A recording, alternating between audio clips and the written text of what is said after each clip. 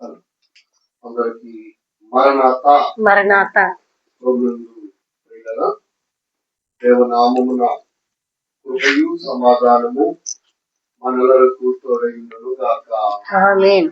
ఆమేన్. దేవుని యొక్క వాక్యాన్ని చదువుకుందాం.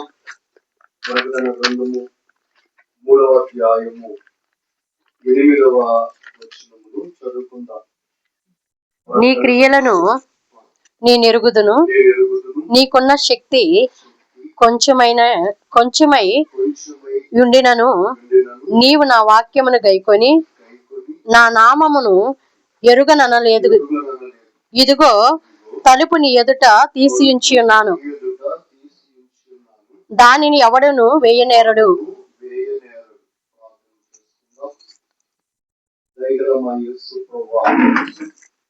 పరిశుద్ధ నామమునకు వందనాలు, నమస్కారాలు. ఈ వాక్కులు మేము వినబోలుచు ఉండగా మాతో మాట్లాడి ఈ మాటల చేత మరొకసారి మమ్మలను బలపరచమని నా యొద్దకు వచ్చి నేర్చుకుని అని సెలవిచ్చిన వాక్యమై ఉన్న యేసు నామమున ప్రార్థించుచున్నాము పరమ తండ్రి. ఆమేన్. ఆమేన్. ప్రభు పాదముల యొద్దకు వచ్చిన మనకు ప్రభువారి కృపయు సమాధానము నిత్యము తోడయుండును గాక. ఆమేన్. ఆమేన్. దేవుని యొక్క వాక్యాన్ని మనము ధ్యానం చేసుకుందాం. చూడండి, చదువుకున్న వాక్య భాగంలో ప్రకటన గ్రంథము 3వ అధ్యాయము 8వ వచనమును మనము చదువుకున్న వారమై ఉన్నాం. పద్మాసు నుండి పరములకు వెళ్ళిన యోహాను గారికి దేవుడు ప్రత్యక్షమైన వారై ఉన్నారు. ప్రత్యక్షమైన ప్రభువే 7 సంఘములకు కూడా ఒక్కొక్క సంఘములకు ఒక్కొక్క రీతిగా ఆయన ప్రత్యక్షమైన దేవుడై ఉన్నారు. మనం చదువుకున్న లేఖన భాగంలో ఫిలదెల్ఫియా సంఘములకు అనగా 6వ సంఘములకు ఆయన తను తాను బయలుపరుచుకొనుచున్న విధానము ఎలా ఉంది అంటే, ఇదిగో తలుపుని ఎదుట తీసి ఉంచి ఉన్నాను, దానిని ఎవ్వడు కూడా వేయనేరడు. పిల్లరా, ఈరోజు మనము ధ్యానించుకునే అంశము మహోత్సవములకు ముందు మనమున్నాం. ఇంకొక ఆదివారం మన ముందుంది. తదుపరి ఆదివారము మిషన్ అంతా కూడా ఒకే ఆరాధన జరిగించుకునే వారమై ఉన్నాం. కనుక సభల ముంగిట మిమ్ములను ఎప్పటి వలె సభల కొరకు ప్రోత్సాహపరుచు నిమిత్తము ఈరోజు తలుపు తీసి ఉంచుట అనగా మహోత్సవముల కొరకు ద్వారము తెరిచిన దేవుడు. మహోత్సవముల కొరకు తలుపులు తీసిన ప్రభువు అయి ఉన్నారు. ఈ మహోత్సవముల కొరకు ఆయన తలుపు తీసిన వారై ఉన్నారు. ప్రభు అంటారు, నేను తలుపుని ఎదుట తీసి ఉంచాను, దానిని ఎవ్వరు కూడా ఏం చేయలేరు, వేయలేరు. మనకు తెలుసు కదా, ఆయన వేయగలిగితే తీసేవారు ఎవరు లేరు, ఆయన తీస్తే దానిని వేయగలిగిన వారు కూడా ఎవరు లేరు అన్న సంగతి మనము బాగుగా ఎరుగుదుము. కనుక మహోత్సవముల విషయంలో దేవుడు ఓ గొప్ప మార్గమును మనకు తెలియజేస్తూ మరి యొక్క ఏడాది మహోత్సవములు జరుపుకొనుటకు ఆయన తలుపులు మన ఎదుట తీసి వచ్చారు. తలుపు తీశారు అంటే అర్థం ఏంటి? లోపలికి రండి అని ఆహ్వానం. కనుక మహోత్సవముల కొరకు ఆయన ద్వారము తెరిచినది ఎందుకు అంటే మనందరము కూడా ఆయన పాదముల ఎదుట కూర్చుండు నిమిత్తము అని మనము బాగుగా గ్రహించవలసిన వారమై ఉన్నాం. పిల్లగా ఈ మహోత్సవములను కూర్చిన కొన్ని సంగతులు మనము ఈ దినమున ధ్యానము చేయకూడుకున్న వారమైతే చూడండి, అపోస్తల కార్యగ్రంథము 14వ అధ్యాయము 27వ వచనమును మనము చూసినప్పుడు వారు వచ్చి 14:27 వచనములో వారు వచ్చి సంఘమును సమకూర్చి దేవుడు తమకు తోడయుండి చేసిన కార్యములన్నీ అన్యజనులు విశ్వసించుటకు ఆయన ద్వారము తెరిచిన సంగతి వివరించిరి. కాబట్టి సంఘమును సమకూర్చి ఏం చేశారట అమ్మా?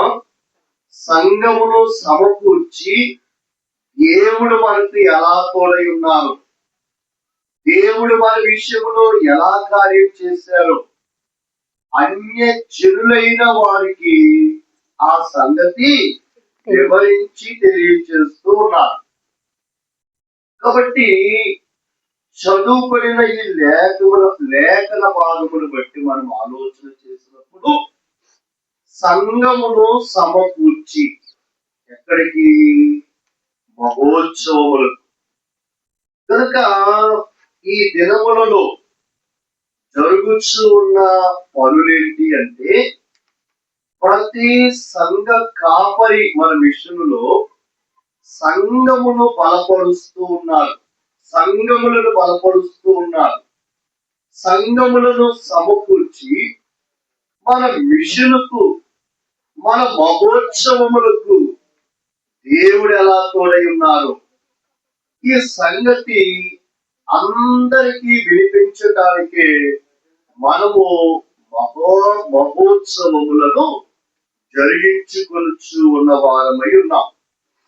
పిల్లగా ఈ యొక్క మహోత్సవములను గురించి మనం ఇంకా ఆలోచన చేసినప్పుడు యెషయా గ్రంథము 45వ అధ్యాయము 2వ వచనమును కూడా మనము చూడగలిగితే 45వ అధ్యాయము నేను నీకు ముందుగా పోవచ్చు, మెత్తగానున్న స్థలములను సరళం చేసేదను, ఇత్తడి తలుపులను పగలగొట్టెదను, ఇనుప గడియలను విడగొట్టెదను. నిజమే, మన మహోత్సవముల నిమిత్తము దేవుడే నడుము పట్టుకొని ఏం చేస్తున్నారట? మీకు ముందుగా పోవచ్చు, మెత్తగా ఉన్న స్థలములను ఏం చేస్తున్నారు? ప్రభు సరళము చేస్తూ ఉన్నారు. నిజముగా ఆయన మార్గము సరళము చేయనిదే అన్ని లక్షల మంది సమకూడగలరా? లేదు. మానవ ప్రయత్నము వ్యర్థము. ఇది దైవ సంకల్పం కనుకనే దేవుడి కార్యాన్ని జరిగిస్తూ ఉన్నారండి. ప్రభు అంటున్నారు కదా, ఇత్తడి తలుపులను పగలగొట్టుచున్నాను, ఇనుప గడియలను విడగొడుతున్నాను. కాబట్టి ఆయనే తలుపులను పగులగొట్టి గడియలను విడగొట్టి మరి బంధకములో ఉన్న వారిని సైతము, రాలేను అనే వారిని సైతము ఏర్పాటు స్థలమై ఉన్న మహోత్సవములకు దేవుడు నడిపిస్తూ ఉన్నవారై ఉన్నారు. కాబట్టి ఇది దైవ కార్యమని మనము బాగుగా గ్రహించవలసిన వారమై ఉన్నాం. అమ్మా, ఇంకా ఈ మహోత్సవముల గురించి మనము అపొస్తలుల కార్యగ్రంథము 12వ అధ్యాయము 16వ వచనములో కూడా చదువుకుంటే, పేతురు ఇంకను తట్టుచున్నందున వారు తలుపు తీసి అతనిని చూచి విభ్రాంతి నొందిరి. చూడండి, పేతురు గారి కొరకే సంఘము ప్రార్థన చేస్తూ ఉన్నారు. ఇప్పుడు పేతురు గారు వచ్చేసరికి వారు ఏమయ్యారట? విభ్రాంతి నొందుచు ఉన్నారు, ఆశ్చర్యము వ్యక్తపరుస్తూ ఉన్నారు. కనుక జరిగిన కార్యం ఏంటి అంటే, వారు ఎవరి కొరకు ప్రార్థన చేశారో వారు ఏమయ్యారు? ఇప్పుడు వారి వద్దకు వచ్చారు. అంతే కదమ్మా జరిగిన కార్యం. కనుక సంఘం ఆసక్తితో ఎవరి కొరకు ప్రార్థన చేశారో వారు వచ్చారు. అది కూడా రారనుకున్న వ్యక్తి, రాలేని వ్యక్తి వచ్చారు. ఇప్పుడు ఆశ్చర్యమా కాదా? ఆశ్చర్యమే. కనుక రేపు జరిగే 25, 26, 27 మహోత్సవముల కొరకు మనము సంఘమంతా ఆయన సన్నిధిలో సమకూడి ఎవరెవరి కొరకు ప్రార్థన చేస్తూ ఉంటామో, ఎవరెవరిని రెప్పించమని మనం వేడుకుంటామో, వారందరినీ కూడా దేవుడు ఏం చేస్తారు? మహోత్సవములలోనికి నడిపిస్తారు. నిజంగా వచ్చిన జనమును చూచి మనం ఏమవుతాం? అప్పుడు విభ్రాంతి. అవును ప్రియులారా, మరి మేము మాకున్న బాధ్యతను బట్టి ఓ రోజు ముందే, మరి రేపు సమానంగా ఈ రోజే ఉదయకాలానికి వెళ్ళిపోతాం. ఉదయకాలానికి అంటే రేపు 24 శనివారం ఉదయంకు వెళ్ళిపోతాం. ఎవరు ఉండరు. మా పనులు మేము జరిగించుకుంటా ఉంటాం. పుస్తక శాలలో కనుక ఆ పనులు, ఆ ఏర్పాట్లు గావించుకుంటూ ఉంటాం. జనం వస్తా ఉంటారు. సాయంకాలానికల్లా పందిరి నిండిపోతూ ఉంటుంది. కనుక విభ్రాంతి నొందులాగున జనులను దేవుడు నడిపిస్తూ ఉంటారు. కనుక సంఘము ప్రార్థించిన వ్యక్తి వచ్చినట్లుగా మనము ప్రార్థించిన ప్రతి ఒక్కరిని కూడా ఆయన సభలకు నడిపించగలిగిన సమర్థుడు అని మనము బాగుగా గ్రహించవలసిన వారమై ఉన్నాం. పిల్లల దానియేలు గ్రంథములో కూడా 6వ అధ్యాయము 10వ వచనమును మనము చూడగలిగితే, 6వ అధ్యాయము 10వ వచనము, ఇట్టి శాసనము సంతకము చేయబడినని దానియేలు తెలుసుకొనినను అతడు తన ఇంటికి వెళ్లి యథాప్రకారముగా అనుదినము ముమ్మారు మోకాళ్ళుని తన ఇంటి పైగది కిటికీలు యెరూషలేము తట్టునకు తెరవబడి ఉండగా తమ దేవునికి ప్రార్థన చేయుచు ఆయనను స్తుతించుచు వచ్చెను. చూడండి, దానియేలు గారు ఏం చేస్తూ ఉన్నారట? ముమ్మారు యథాప్రకారముగా తన క్రమము చొప్పున, తన వాడుక చొప్పున, ఆయన అలవాటు కొలది ప్రార్థన చేస్తూ ఉన్నారు. వినరా, మరి మీకు కూడా ప్రతి ఏటవలే ప్రార్థనా విషయములు మీ వద్దకు తీసుకొని రాబడినవి కనుక మరి మీ అందరూ పాతవారే కనుక మరి అంతకుముందు సంవత్సరం ప్రార్థన అంశాలు, అంతకుముందు సంవత్సరం ప్రార్థన అంశాల్లో బైబిల్లో పెట్టుకొని మీరు ప్రార్థన చేస్తూనే ఉంటారు. అయినా మా బాధ్యత ప్రకారం మరలా మీ కొరకు ప్రార్థన అంశాలు తీసుకుని వచ్చాం. కనుక ఈ 60 అంశాలు నెరవేర్చమని మనము యథాప్రకారముగా అంటే ప్రతి సంవత్సరము చేసే రీతిగా, ప్రతి సంవత్సరము వేడుకుంటూ ఉన్నట్లుగా, ప్రతి సంవత్సరము మొరపెట్టుచు ఉన్నట్లుగా మరి యొక్క మారు యథాప్రకారముగా మన క్రమము చొప్పున మనము ప్రార్థనలు సలుపవలసిన వారమై ఉన్నాం.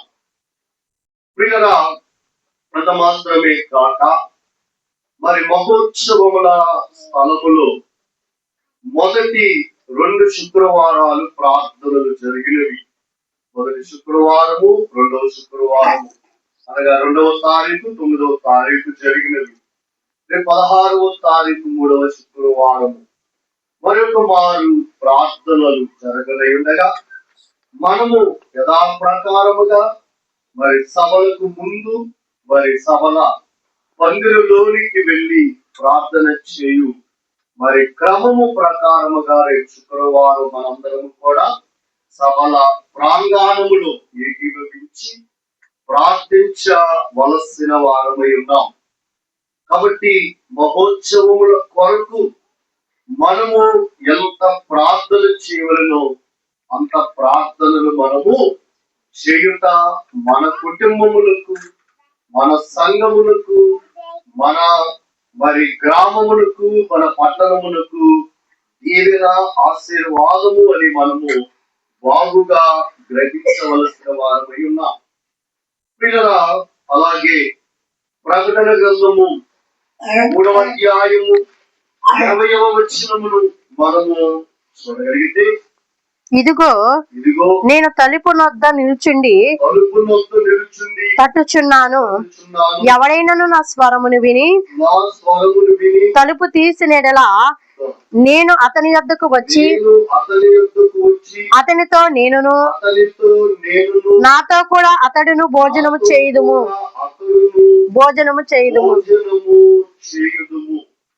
చూడండి, తలుపు నొద్ద నుండి నేను తడుతున్నాను. తలుపు తీస్తే ఏం చేస్తారంట దేవుడు? నాతో మీరు, మీతో నేను కలిసి భోజనము చేస్తాం, భోజనము చేయుదుము అని చెప్తున్నారు. కాబట్టి భోజనము దేనికి సాదృశ్యమయ్యా అంటే సహవాసానికి సాదృశ్యం. కాబట్టి ఏర్పాటు చేయబడిన మహోత్సవములలో ఏకీభవించు మనందరము కూడా ఒకే స్థలములో ఏం చేస్తాం? భోజనం చేస్తాం. కాబట్టి మనము ఏ ప్రాంతం వారమైనా, ఏ భాష వారమైనా, మిషన్ అంతా కూడా ఒకే సహవాసం అని తెలియచేయటానికి ఈ యొక్క ఏర్పాటులు అయి ఉన్నది. చూడండి, మన సహవాసము ఆయనతో మనము, మనతో మన ప్రభువు కూర్చొని భోజనము చేయువారమై ఉన్నాం. ఇప్పుడు మరి కాలమును బట్టి ప్రత్యేకముగా మరి భోజన మరి స్టాళ్లు ఏర్పాటు చేయబడి ఉన్నాయి. ఎక్కడ? మా కాలేజీ కట్టు ఇటు. అంతకు ముందు మరి గడిచిన కాలంలో అయితే పందిరులోకి ఆహారం వచ్చేది. అవునా కాదా? పందిరులోకి ఆహారం వచ్చేది. మరి రైస్, సాంబార్ పందిరులో మరి వేస్తూ ఉన్నప్పుడు, పంచుతున్నప్పుడు, వంటన చేస్తూ ఉన్నప్పుడు అందరం ఒకే లైన్ లో కూర్చొని మరి సాంబార్ వచ్చేలాగా మన ప్రక్కన వారు ఏం చేసేవారు? గుర్తుంది ఆ రోజులు? అమ్మా పచ్చడి ఉంది, మీరు కూడా వేసుకుంటారా అని అటువారు ఒక పచ్చడి, ఇటు నుండి ఇంకో పచ్చడి వచ్చేది. కనుక మనం కూడా తీసుకెళ్లిన ఆహారము వారికి పంచుకుంటా అందరూ ఒకటే. కనుక వారు ఏ ఊరు వారైనా పరిచయం చేసుకొని మీదే ఊరండి, మాదే ఊరు అని చెప్పుకొని మరి ఒకే చోట భోజనం చేసి ఒకే చోట మనము 3 దినములు వాసము చేయనై ఉన్నాం. కాబట్టి ప్రభు అంటున్నారు, నేను మీతో, మీరు నాతో కలిసి భోజనం చేయుదుము. కాబట్టి ఏర్పాటు మహోత్సవములలో దైవ సహవాసం ఉంది అని మనము బాగుగా గ్రహించవలసిన వారమై ఉన్నాం. కాబట్టి ఆయనతో మనము, మనతో ఆయన కలిసి కూర్చుని స్థలము మహోత్సవముల ప్రాంగాలము అని మనము గ్రహించవలసిన వారమై ఉన్నాం. చూడండి, యోహాను సువార్త 10వ అధ్యాయము 9వ వచనమును కూడా వాక్యాన్ని మనము చూడగలిగితే అక్కడ వ్రాయబడి ఉన్న నేనే ద్వారమును, నా ద్వారా ఎవడైనా లోపల ప్రవేశించినడలా వాడు రక్షింపబడిన వాడే, లోపలికి పోవచ్చు బయటికి వచ్చుచు మేత మేయుచు నుండును నుండును మేత మేయుచు నుండును అని చెప్తున్నారు. కాబట్టి సభలలోకి వచ్చిన మనం చేయాల్సిన పనేంటి? వాక్యం అమ్మా, వాక్యము వినుట మాత్రమే. మేత మేయుట అంటే దేవుని వాక్యాన్ని వెంటనే మన పని. ఇక 3 రోజులు ఏమైనా పని ఉందా? ఊడ్చే పని గాని, వండే పని గాని, ఉతికే పని గాని ఏమి లేవు. చక్కగా కూర్చొని మేత మేయటమే, దేవుని వాక్యం వెంటనే. కాబట్టి దేవుని వాక్యము పైనే మన దృష్టి కేంద్రీకరించి 3 దినములు మరి వెత్తబడుచు ఉన్న వాక్యమును, వివరించుచు ఉన్న వాక్యమును రాసుకుంటూ చక్కగా ఆయన వాక్కులు మనము వినవలసిన వారమై ఉన్నాం. కనుక మరి ప్రభువు సెలవిస్తూ ఉన్న మాట, నేనే ద్వారమును, నా ద్వారా లోపలికి వస్తే వారు ఏం చేస్తారు? చక్కగా మేత మేస్తూ ఉంటారు. కాబట్టి దైవజనులు మనకు నేర్పించినట్లు వాక్యాహారము బలమాత్మకు లభించుట ఎట్లు, వాక్య గ్రంథములోని దేవుని పలుకు వెనక నడుచుట ఎట్లు, నడవటం ఎలా కుదిరింది? కాబట్టి వాక్యమే మనం నడిపించేది, వాక్యమే మనం బ్రతికించేది. ప్రభు చెప్పారు, మనిషి రొట్టె వల్ల మాత్రము కాదు, దేవుడి నోట నుండి వచ్చే మాట వలన జీవిస్తారు. కాబట్టి మహోత్సవములలో వినబడే వాక్యమే ఏడాదికి సరిపడినంత బలాన్ని దేవుడు మనకు ప్రసాదించి మనలను బలపరుచు గొప్ప ప్రభువు అయి ఉన్నాడు.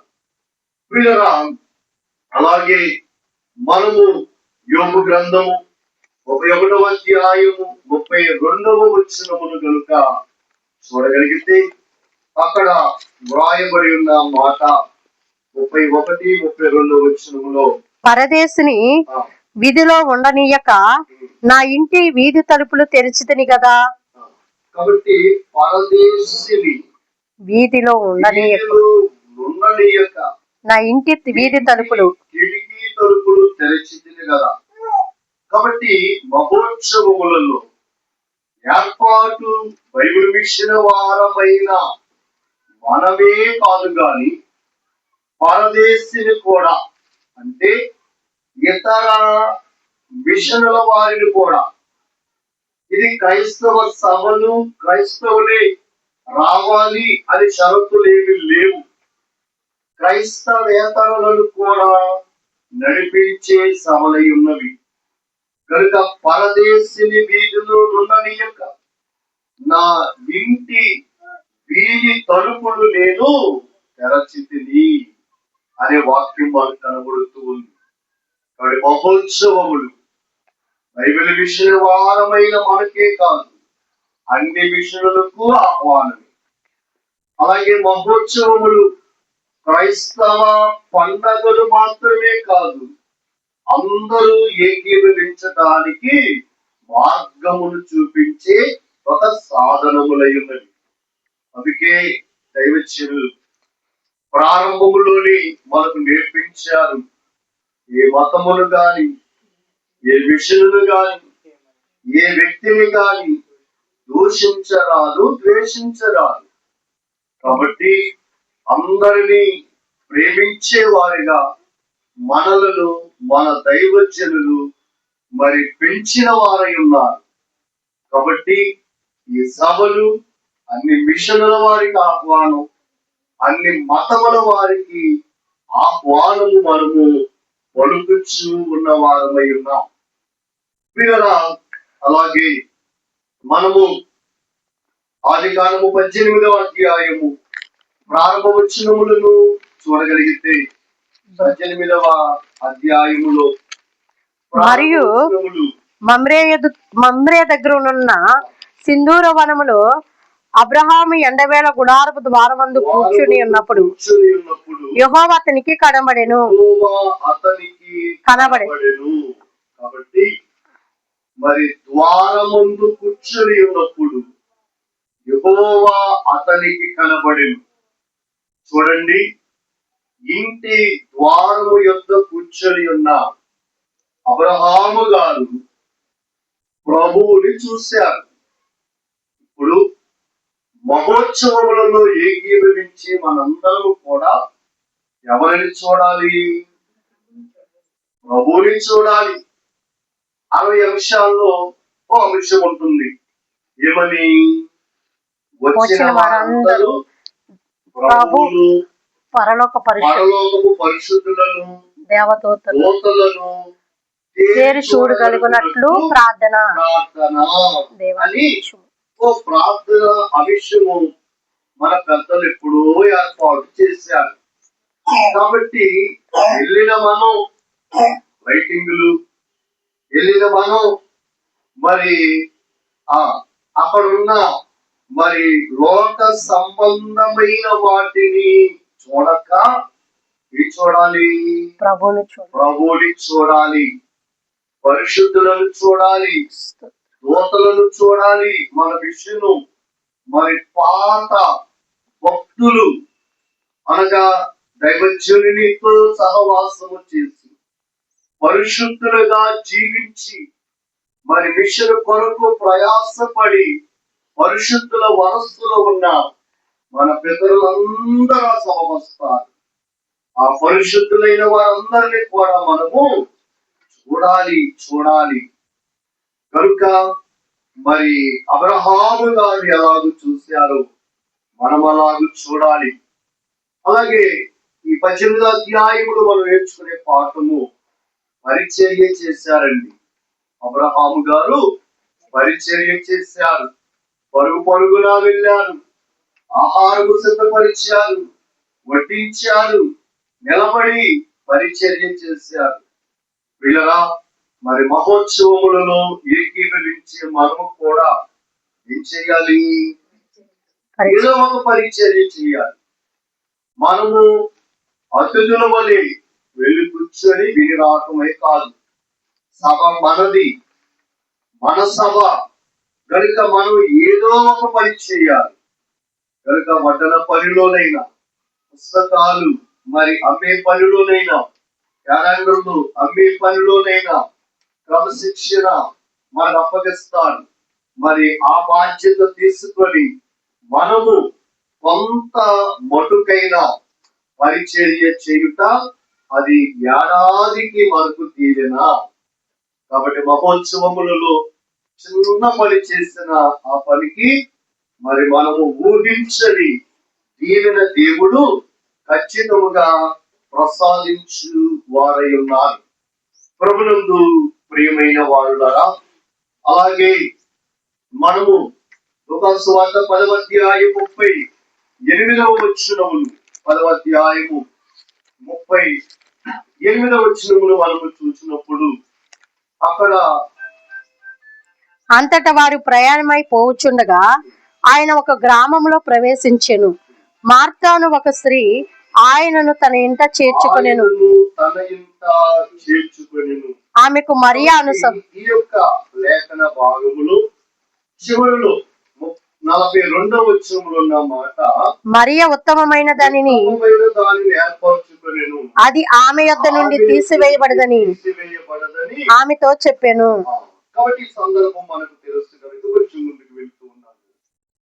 మరియా ఉత్తమమైన దానిని ఏర్పరచుకున్నది, అది ఆమె యొద్ద నుండి తీసివేయబడి. ఏంటి ఉత్తమమైనది? ప్రభు పాదముల యొక్క పాదాల దగ్గర కూర్చుంటుటయే ఉత్తమమైన పని. కాబట్టి మనము కూడా ఒక ప్రక్క పరిచర్య చేయాలి, మరి ఒక ప్రక్క ఆయన పాదాల దగ్గర కూర్చోవాలి. కనుక మందిరంలో కూర్చొని ఆయన నోటి మాటలు మనము వినుచూ ఉండుటయే ఉత్తమమైన పనిగా మనము గ్రహించవలసిన వారమై ఉన్నాం.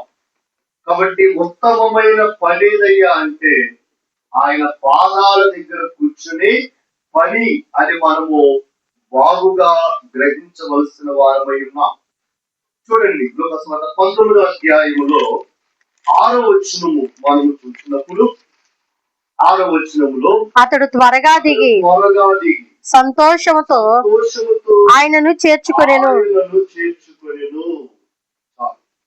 కాబట్టి జక్కయ్య గురించి వ్రాయబడిన మాట త్వరగా దిగి ఆయనను చేర్చుకొనెను. ఎక్కడికి? తన ఇంటికి చేర్చుకున్నాడు. కాబట్టి ప్రభుని చూడటానికి వచ్చిన వ్యక్తిని ప్రభు అంటున్నారు, నేను నీ ఇంట ఉండవలసి ఉన్నది, త్వరగా దిగు అంటే సంతోషంగా దిగి యేసు ప్రభు వారిని తన ఇంట చేర్చుకున్నాడు. ఈరోజు ఎందుకు ఈ మాట నేను జ్ఞాపకం చేస్తూ ఉన్నానంటే, సభలోనికి వచ్చిన మనందరితో పాటు ఎవరు వస్తారు? ప్రభువే మన గృహములకు వచ్చి వారై ఉన్నారు. 3 దినాలు నువ్వు కూర్చున్నావుగా, 3 దినాలు నువ్వు పనిచేసావుగా, 3 దినాలు నువ్వు వాక్కులు విన్నావుగా, నేను నీ ఇంట ఉండవలసి ఉన్నదని ప్రభువే మనతో వచ్చి వారై ఉన్నారు. ప్రభువే మరలా మనలను మన గృహములకు చేర్చు గొప్ప తండ్రి అని మనము మరిచిపోకూడదు. పిల్లరా, మలకి గ్రంథములో 3వ అధ్యాయము 10వ వచనము మనము చూడగలిగితే, 3వ అధ్యాయము 10వ వచనములో నా మందిరములో ఆహారముండునట్లు 10వ భాగమంతయు మీరు నా మందిరపు నిధిలోనికి తీసుకుని రండి. దీన్ని చేసి మీరు నన్ను శోధించినెడలా నేను ఆకాశపు వాకిండ్లను విప్పి పట్టజాలనంత విస్తారముగా దీవెనలు కుమ్మరించెదను. సైన్యములకు అధిపతి యొక్క యెహోవా సెలవిచ్చుచున్నాడు. కాబట్టి నా మందిర నిధిలోనికి మీరు తీసుకుని రండి. ఏం చేస్తాను నేను అప్పుడు? ఆకాశ వాకిళ్ళు విప్పి పట్టజాలని దీవెనిస్తాను అంటున్నారు. కాబట్టి మహోత్సవాలకు మనమిచ్చే ప్రతి రూపాయి ఆయన లెక్క కట్టుకొని, మరి దైవజనులు పాడి స్తుతించారుగా, సభ నిమిత్తము చేసినది నా సొంతమునకైనట్టే నేను ఎంచుకుంటా అంటున్నారు ప్రభు. మీరు సభ నిమిత్తం ఇచ్చే ప్రతి రూపాయి కూడా ప్రభువు ఏ లెక్కలోకి రాసుకుంటారయ్యా అంటే, నా సొంతములకు ఇచ్చాను, నా సొంతము నిమిత్తమై అని ప్రభు మాట్లాడుతున్నారు. కనుక మనము గుప్పిళ్ళతో ఇస్తే ఆయన ఎంత ఇస్తారు? మనకి గంపడిస్తారు.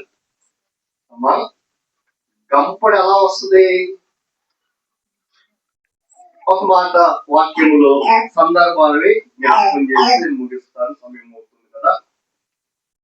యేసుక్రీస్తు ప్రభు వారు 3 దినములు ఇలాగే సభలు పెట్టారు. వచ్చిన వారందరూ 3 రోజుల నుంచి భోజనం చేయలేదు. నీరసిల్లిపోతారేమో, మీకు ఆహారం పెట్టండి అయ్యా అని శిష్యులను అడిగితే, ఎంతమందికి ఎక్కడి నుంచి తేగలమయ్యా, మీరు త్వరగా పంపించేద్దాం అని అంటే, లేదు వీరికి మనం ఆహారం పెట్టాల్సిందే అని ప్రభు చెప్పగా, మీ వద్ద అసలు ఏముందో అని అడిగినప్పుడు ఎవరి దగ్గర ఏమి లేదు. ఒక చిన్న పిల్లవాడు వాళ్ళ అమ్మ వెళ్తా ఆకలేస్తామో నీకు అది ఏం చేసిందంట, 5 చిన్న రొట్టెలను రెండు చిన్న చేపలను చిన్న బాక్స్ లో కట్టి పంపించింది. మన పిల్లలు అయితే వస్తా వచ్చేటప్పుడు అయిపోయాయి. కానీ ఆ పిల్లడు మాత్రం అలాగే ఉంచుకున్నాడు. ఆ ఇచ్చిన సంగతి కూడా మర్చిపోయి ఉంటాడు. వాక్యం వెంట వింటూ ఉన్నాడు. 3 రోజులు అయిపోయింది, ఎంత మర్చిపోయాడు, వింటా ఉన్నాడు. ఇప్పుడు ఉన్న ఆ కొంచెము కూడా ప్రభు అడిగితే ఏం చేశాడు? ఇచ్చేసాడు. సాధారణంగా పిల్లలు అవటానికి అంత ఇష్టపడరు, కానీ ఆ బాబు మాత్రం ఇచ్చేసాడు. ఇప్పుడు ఆ 5 రొట్టెలు 2 చేపలు ప్రభు ఆశీర్వదించి పంచారమ్మా. అందరికీ పంచగా, తృప్తిగా భోజనం చేయగా, కడుపు నిండా అందరు ఆహారం తినగా 8. సాధారణంగా మనం దేవాలయంలో పలహారం ఏర్పాటు చేసినప్పుడు మిగిలి ఏం చేస్తాం? పక్కన వాళ్ళకి ఎవరు తెచ్చారో వాళ్ళకి కొంచెం ఎక్స్ట్రా ఇస్తామా, మిగిలి మీరు తీసుకెళ్ళండి, భోజనం అయినా పలహారం అయినా. సాధారణంగా అవునా కాదు? ఇప్పుడు ఈ పిల్లోడిని ఎత్తికి ఏం చేస్తుంటారు అమ్మా? 12 గంపల్లో ఖచ్చితంగా ఒక గంపెళ్ళు ఉంటుంది అబ్బాయికి. అరే బాబు, ఈ గంపలో తీసుకుని నువ్వే ఇచ్చిందండి. కాబట్టి ఆ పిల్లోడు గుప్పుడు ఇచ్చాడు, ఏమైంది? గంపడు మిగిలింది. అలాగే మహోత్సవాలకు మనం గుప్పిడి విప్పుదాం, దేవుడు గంపోడు ఇచ్చే ఆశీర్వాదాలు మనం అందుకుందాం. మరి 88వ మహోత్సవములు రేపు 25, 26, 27 తారీఖులో జరగని ఉండగా ప్రియులారా, ఏకీభవిద్దాం. ఒక చిన్న మాట సభల గురించి మీకు జ్ఞాపకం చేసి ముగిస్తాను. చూడండి, ఇప్పటి వరకు మన సభలు అంటే మహోత్సవాలు మరి ఏ తారీఖులో జరిగినాయి? 27, 28, 29. కళ్ళు మూసుకునేనా విశ్వాసమైన మన మహాసభలో 27 ఏం జరుగుతుందని చెప్పారు. ప్రియులారా, మరి పండగ అంటే క్రిస్మస్ పండుగ ఇప్పుడు 25 తారీఖు అందరికీ గుర్తే. కానీ ఏ వారమో గుర్తా? సంవత్సరానికి ఏం మారింది? తారీఖు మారదు, కానీ వారం మాత్రం మారింది. ఇప్పటి వరకు మన మహోత్సవాలు ఏంటి అంటే క్రిస్మస్ పండుగ అన్నమాట. క్రిస్మస్ పండుగ లాగా 25, 27, 28, 29 డిసెంబర్ 25 పండుగ లాగా మరి తారీఖులు 27, 28 జరిగించేస్తున్నాం. ఇప్పటి నుండి మన మహోత్సవాలు ఎప్పుడయ్యా అంటే ఈస్టర్ లాగా జరుగుతుంది. ఈస్టర్ ఎప్పుడు? అమ్మా, ఆదివారం. ఖచ్చితంగా ఆదివారమే. ఒకవేళ మార్చి ఆఖరు రావచ్చు, ఏప్రిల్ ప్రారంభం రావచ్చు. నెలన్నా మారింది, కానీ ఏం మారదు, వారం మారదు. అట్లాగే ఎక్కువ నుండి మన సభలు ఆది, సోమ, మంగళ 25, 26, 27 కానివ్వండి, వచ్చే సంవత్సరం 24, 25, 26 అవ్వచ్చు. కనుక ఇప్పటి వరకు మన మహాసభలు, మన మహోత్సవాలు క్రిస్మస్ పండుగ లాగా తారీఖు మారేది కాదు, వారం మారేది. ఎప్పటి నుంచి ఈస్టర్ లాగా వారం మారదు, కానీ తారీఖు మారేది. అమ్మా, అర్థమైంది కదా? అర్థం అవ్వాలని చేస్తున్నాం. కాబట్టి ఎప్పుడైనా ఆది, సోమ, మంగళ మన సభలు తారీఖులు మారుతాయి, కానీ వారం మారదు. ఇప్పటి వరకు మాత్రం తారీఖుల నిర్ధారణ, వారాలు మారాయి. ఇప్పుడు వారాలు మారవు, ఏం మారింది? ఇప్పుడు అర్థం ఎలా చెప్పండి? ఇప్పటిదాకా క్రిస్మస్ చేసుకున్నాం, ఇప్పటి నుండి ఈస్టర్ చేసుకుంటున్నాం, అది తేడా అంతే. కాబట్టి ఆది, సోమ, మంగళ వారములలో జరిగే మరి సభలలో మనందరూ ఏకీభవించి దైవ దీవెనలు అందుకుందాం. ఈ మహోత్సవముల కొరకు దేవుడు మనకు మరి తలుపులు తెరిచారు గనక ఏకీభవించి దైవ దీవెనలు అందుకుందాం. ప్రభు కృప మనకు తోడైయుండును గాక. ఆమేన్. ప్రియ ప్రభువా, మా పరలోకపు తండ్రి, ఈ కొద్ది మాటలు మంచి నేలను పడిన విత్తనము వలె నూరంతలుగా ఫలించుటకు ప్రభు చూపించారు. వాక్యమై ఉన్న యేసు నామమున ప్రార్థించుచున్నాము పరమ తండ్రి. ఆమేన్. ఆమేన్. అందరికీ మరణాత. మరణాత.